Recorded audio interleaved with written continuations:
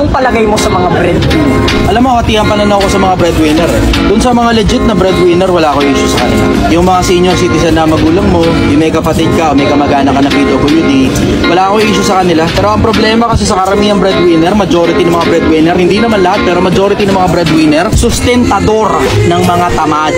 Meron silang magulang na 30 anyos pa lang, 40 anyos pa lang, ayaw nang magtrabaho, tinatamad na, tapos gisa sa sariling mantika. Ang nangyayari tuloy, yung mga anak, yung mga kapatid, yung mga anak ng mga magulang nila, na mga kapatid nila, na mga bata, sila ngayon na nagsusustento ron. Even worse, hindi pa naman senior ang magulang, pero may kapasidad naman na magtrabaho yung mga kapatid, ayaw magtrabaho.